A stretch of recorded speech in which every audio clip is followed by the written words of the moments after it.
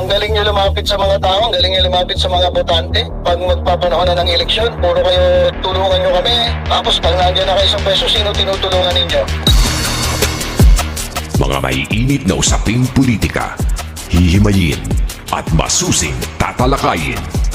Wala ba kaming maririnig sa inyo na na para sa bayan naman, puro sarili, pero kami mga tao, hindi nyo tinutulungan, yung mahihirap, hindi nyo tinutulungan. Walang iya naman. Mga issue sa mundo ng showbiz, kikilatisin, kichikahin. Nang nag-iisang Batang Manilenyo, sino pa nga ba? Kundi si Batang Maynila Toits.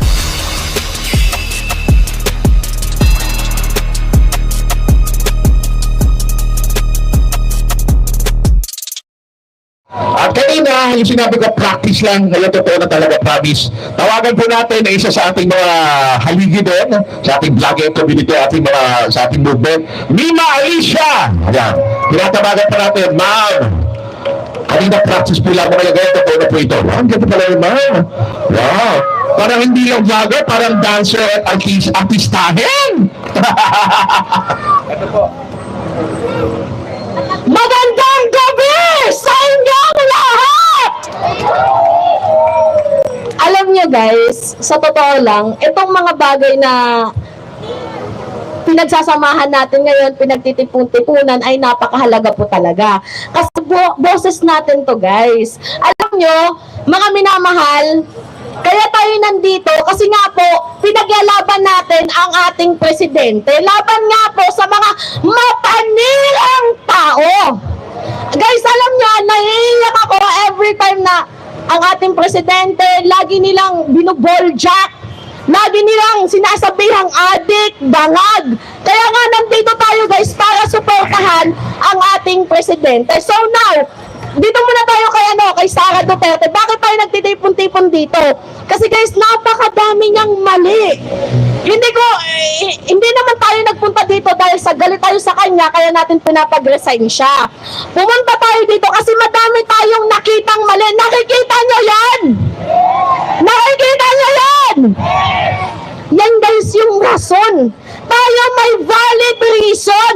Sila dahil ayaw lang nila, hindi sila napagbigyan, kaya awa ng awa. Puta. Pasensya na guys, nadadala ako. Tayo, nakita nyo, may rason tayo. Nakapalandra dyan.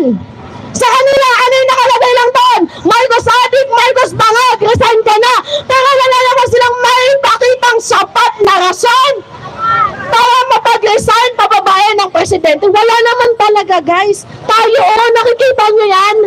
Nakikita nyo yan, napakadami. Ang lakas mong manghingi ng bilyong-bilyong pera, pero yung trabaho mo, hindi mo magawa ng maayos. Nagdigigil ako. Diba? Alam nyo, pumaboses ako dito kasi napagol ako eh. Binabay niya ako. Sinuportahan ko siya, VP natin, suportahan natin kahit napakadaming mga batigo sa kanya na allegedly mamamatay tao daw sila. Well, bilang naman sila sa mga iniimbestigahan ng ICC ngayon, diba? So ngayon nga po guys, ipanalangin natin na sana makarating yung boses natin sa kanya.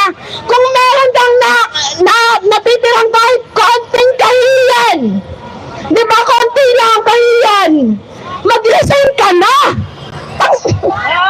Diyos ko po! Mag-resign ka na! Isigaw nyo! Sara, resign! Sara, resign! Ang kapal ng mukha mo, be!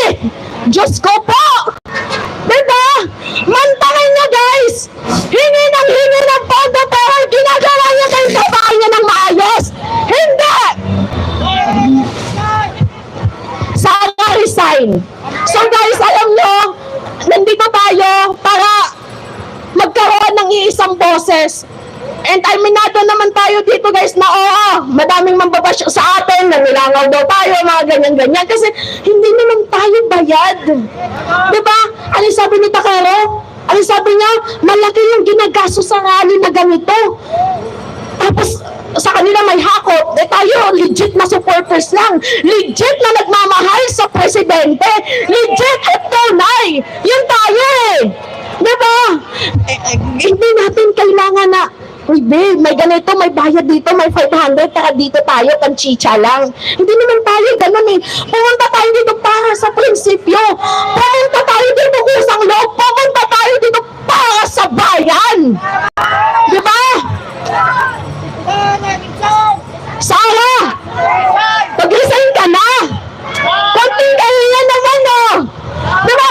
Guys, I'm only 21 years old! 21 lang ako, pero minumulat ko lahat ng mga kabataan na nandito na nakikinig sa atin ngayon, maging boses sana ninyo ako. Eh kung sana napakinggan nyo ako kasi boses natin to eh. Kung hindi na natin mabago yung nakaraan, kaya natin baguhin ang darating na kasalukuyan. Diba? Tulungan natin ang ating presidente. Kinakawawa na oh. Masyado kasi mababait, PBBM. Bakit ang bait-bait mo? Yan yung pinakatanong ko, PBBM. Bakit ang bait-bait mo? Hinahayaan mo lang na i-character assassinate kanila. Hinahayaan mo lang na husgahan kanila. Diyos ko po. Samantalang sila, sandamakmak na pambababoy ang ginagawa sa'yo. Tapos nananahimik ka, PBBM. Alam niyo guys, kung tayo may suporta ng politiko dito, kung tayo may suporta ng kahit na sino na mga malalakas, madami tayo ngayon dito. Ang problema tayo nang yung nag-organize, nasaan si Mami Peng?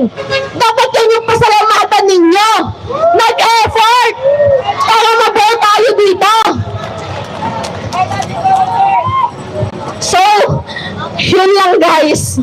Maraming salamat. At sana sa susunod na pagkikita natin nga, sa susunod, mas lumaki pa tayo. Aminado ako dyan guys, na medyo kinulang tayo kasi kulang naman yung budget natin kasi pera to ng mga supporters natin. Walang politikong involved dito kasi pagmamahal lang naman sa bayan, yung gusto namin.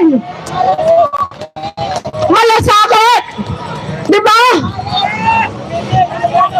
Yung mga corrupt official dyan, makinig kayo. Kung meron kayong natitirang kahihiyan, kahit konti lang, mag-resign na kayo. Diyos ko po, pinapasweldohan tayo ng taong bayan katulad ko, taxpayer ako. Sino taxpayer dito? Lahat tayo. Lahat tayo taxpayer dito. Kaya may karapatan tayong bumoses. Diba? Wala tayong karapatan na manahimik dahil pera natin yung ginagamit nila. Diba? So yun lang po guys, maraming salamat. Maraming salamat, Mima Alicia! Solid talaga ito ating mga vlogger sa ating na-release na. Yan ang pinagbuong loob